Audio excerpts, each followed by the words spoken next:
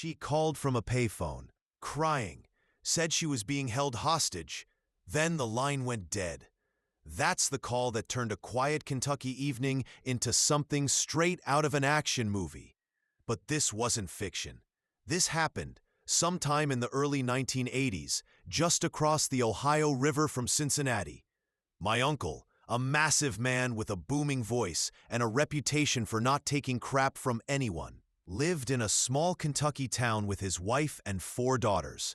He was a hunter, a gun collector, and most importantly, a dad who didn't play around when it came to his kids. One of his daughters, let's call her Lisa, was around 18 when she started dating this guy, a bit older than her, slick-talking, and full of big promises. Before long, he convinced her to move with him down south into the heart of rural Kentucky. Deep in a backwoods holler where his extended family lived, my uncle gave his blessing, thinking, she's an adult, let her live her life. Weeks passed, then months, and nothing. No calls, no letters, no visits, just silence. And then one day, the phone rings. It's Lisa. She's calling from a payphone outside a grocery store, voice trembling, nearly hysterical. They're keeping me here. I can't leave. They make me cook and clean all day. They won't let me use the phone. I'm scared, Dad. And then, click. The line goes dead. That was all it took. My uncle, without saying another word, walked over to his gun cabinet, loaded up his favorite rifles, a couple shotguns, a .357 Magnum, and tossed them all into the trunk of his Oldsmobile Delta 88. He explained the situation to his wife and daughters, kissed them goodbye, and drove off. He wasn't calling the police. He wasn't waiting around. He was going down there himself. Now you gotta understand, this wasn't city driving. He was heading into real hillbilly country. No GPS, no paved roads, no street signs.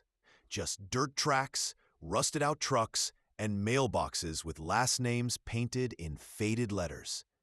It took him hours, but by the time he finally found the farmhouse, the sun had gone down. He pulled up about 50 yards from the house, and what does he see?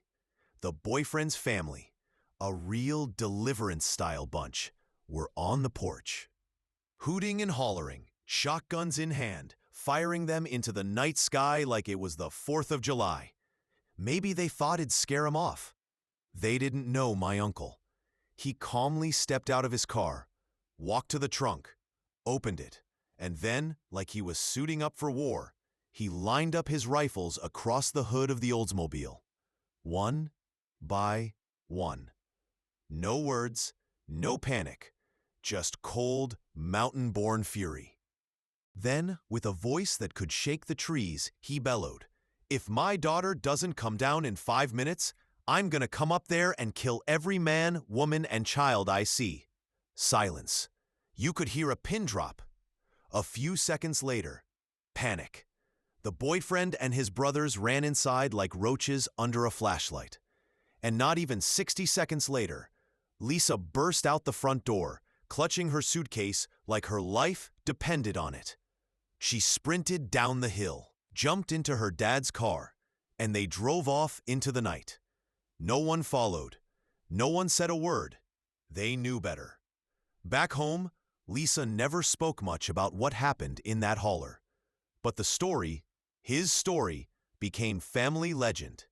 To this day, when someone in the family starts dating a questionable partner, somebody always jokes, "Don't make Uncle load the Oldsmobile."